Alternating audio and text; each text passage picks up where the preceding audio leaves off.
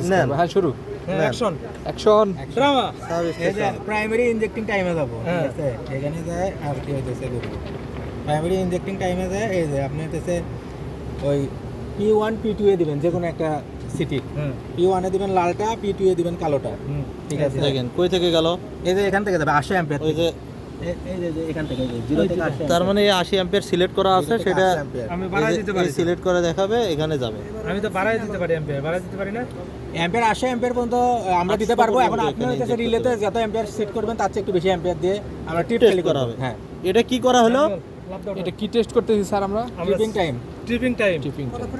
করা হবে, হ্যাঁ হ্যাঁ। সেই অনুযায়ী যখন ট্রিপ করবে কতক্ষণ সময় লাগলো সে যে দেখবে। কারেন্ট সেট করা আছে তার চেয়ে বেশি অ্যাম্পিয়ার ইনজেক্ট করবো। এখানে কত মিলি সেকেন্ড ওপেন হলো ওটা দেখাবে, আর ফল কারেন্ট দেখাবে কত অ্যাম্পিয়ার, কত অ্যাম্পিয়ারে ফল্ট হলো। হ্যাঁ।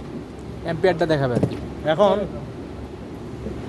এটার লালটা P1 এ দিবেন, কালোটা P2 এ দিবেন, না তো পোলারিটি সমস্যা নেই, তার সমস্যা নেই। হ্যাঁ হ্যাঁ লাল লাইট লাগাই। এই যে এখানে লাগা। P1 এর পাশে একটা আপনি ধরেন, ও একটা লালটা একটা P1 এ আগে দেন, ধরে নেন। P1 এর। লাগবে না, এত স্বাস্থ্য আছে। আর স্বাস্থ্য ওই জন্য সমস্যা। এই নগাল লোক। হ্যাঁ লাগান। এটা কালো না লাল? এটা লাল। লাল।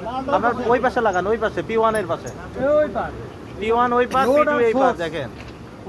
Load shot. আপনি ওটা উপরে দিবেন, এটা মনে 0 আছে? থেকে 800 অ্যাম্পিয়ার এসি, ঠিক আছে? একটু বলে দেন কোথায় লাগাইলেন।